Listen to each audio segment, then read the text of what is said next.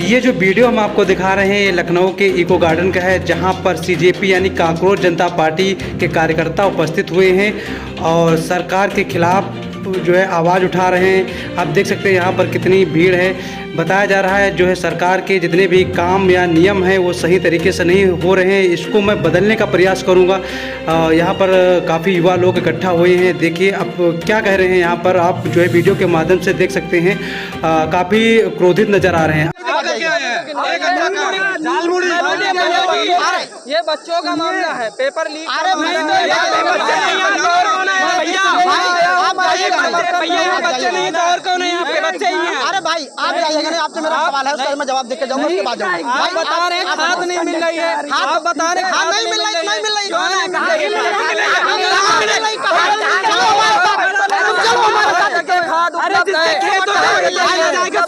लेने जाएंगे। 20 से 25 बीघा जमीन है। अरे तुम्हारे 20 से 25 बात क्या करते हो आप? बात की बात ये, जिस व्यक्ति को सवाल करने का मौका दिया जा रहा है वो एकदम बेवकूफ है। मैं खुल के कह रहा हूँ, जिनको ये नहीं पता है कि नोट के अंदर चिप होती है वो क्या सवाल करेंगे। जिनको ये नहीं पता है कि मेलोडी चॉकलेटी कैसे होती है। अच्छा एक बात बताओ, झाल मूनी खाने के क्या पहले फायदे नहीं होते थे? नहीं होते थे, लेकिन जब जो हमारे पश्चिम बंगाल में जब हुआ तो हमारी अंजनाओं को समझ बताने की झाल मूनी के फायदे होते हैं। अरे वर्तमान समय में जो समस्या है उस पर बात करो कि यहाँ पे शिक्षा खराब हो रही है, यहाँ पे बेरोजगारी की स्थिरता बढ़ रही है, यहाँ पे रोजगारी का बहुत ही समस्या चल रही है, यहाँ पे रोजगार नहीं मिल पा रहे हैं। और आप सवाल क्या कर रहे हैं, ये मेलोडी कैसे खाई जाए। अभी मोदी जी से पुराने सवाल हुए थे। अभी आपने कहा, हम आपकी बात करते हैं, अभी आपने कहा कि सरकार मीडिया को सवाल करने के मौके ही नहीं देती है। सवाल तो हमारे बात सुने, वो उनको मौका दे रही है जिनको जो उनके तलवे चाटती है, जो उनके तलवे चाटती है वो पूछती है। वो चाटुकार मीडिया है, उनको यही करना आता है कि उनकी तारीफ करेंगे। मैं आपको बता दूं, नागार्जुन जी को आपको याद करते होंगे, बहुत बड़े कवि हुए, वो डंके के चोट पे बोलते थे कि ये सरकार गलत है, सरकार खराब है। मैं आपको एक किस्सा याद दिलाता हूँ कि जवाहरलाल नेहरू जी के सामने खुद नागार्जुन जी ने कहा कि ये नेहरू जी भूले नहीं समाते, पूरा भारत देश बेच लिए, और नेहरू जी ने सुना। मैं आपको एक किस्सा और बताता हूँ कि जवाहरलाल नेहरू जी ने तो एक महिला ने थप्पड़ मार दिया, आप सुनिएगा, थप्पड़ मार दिया तो कहा कि बताइए कि आज़ादी से हमको क्या मिला।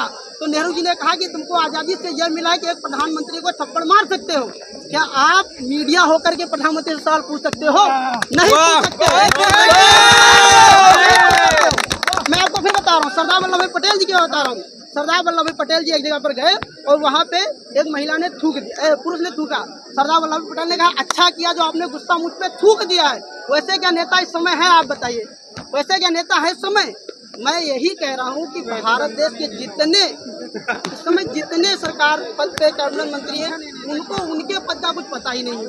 आप बताओ, यही जो रहे यहाँ पे जो धरना उग्र करना चाह रहे हैं, उसका गलत प्रदर्शन करना चाह रहे हैं, वो लोग जो रहे हैं। हमारे कहने का मतलब ये है कि कभी शिक्षा मंत्री कभी आकर के प्रेस कॉन्फ्रेंस किया है? नहीं किया। अगर करते भी हैं तो कभी शिक्षा के बारे में बात करते हैं? नहीं करते हैं।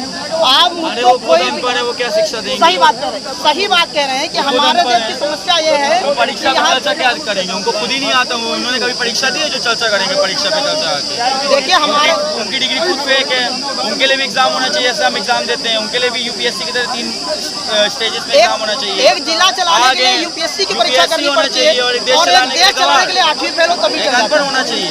ये आप लोग कभी उनसे सवाल नहीं पूछोगे कि अनपढ़ क्यों हो?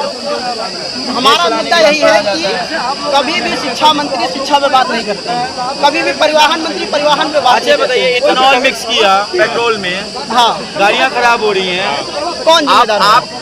आपका बेटा नितिन गडकरी का बेटा जो है उनकी इथेनॉल की पूरी फैक्ट्री है, तो आप फायदा के लिए, अपने बच्चों के फायदे के लिए आप अपने बच्चों का फ्यूचर बना रहे हो और यहाँ के बच्चे कूड़े में रहें और उनको मतलब गंदे स्कूल मिले, गंदे कॉलेज मिले। किस तरीके से आप उखाड़ फेंकेंगे?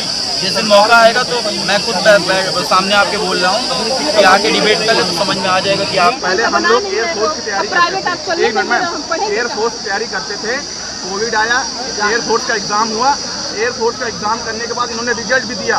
रिजल्ट होने के बाद कुछ बच्चों ने जैसे टॉप किया, उन्होंने गांव में मिठाइयाँ बांटी, उसका रिजल्ट नहीं दिया गया, उसको कैंसिल कर दिया गया। फिर एयरफोर्स 4 साल चलाया गया। हम लोग वहाँ से छूटे, हमने बीएड किया। बीएड में पहले ये हुआ था कि बीएड प्राइमरी में भी एलिजिबल है, उसके बाद नोटिफिकेशन लाया गया कि बीएड प्राइमरी से बाहर हो गया, बीएड को भी बाहर किया गया। अब हम लोग सिर्फ जूनियर में पिछले 6-7 साल से टीचिंग की एक भी एग्ज़ाम नहीं आई। अभी हमने लेखपाल का एग्ज़ाम दिया, लेखपाल में मेरा सेंटर गया था जौनपुर, यहाँ पे तो सेंटर डाल देते हैं जौनपुर का यहाँ डाल देते हैं। हम लोग 2000-2500 एक बार में खर्चा होता है जी, वहाँ पे गए, सेंटर पे गए एग्ज़ाम देने, वहाँ पे इतनी अवस्थाएँ होती हैं और बहुत सारे सेंटर में बच्चे 2:30 बजे आए, लेखपाल का वो नहीं हुआ, यूपीएससी का स्कोर कार्ड नहीं दिया जा रहा, कुछ भी तो ढंग का नहीं हो रहा, नीट के पेपर लीक हो रहे हैं, यूजीसी में इतना सब वो हो रहा है, हर एक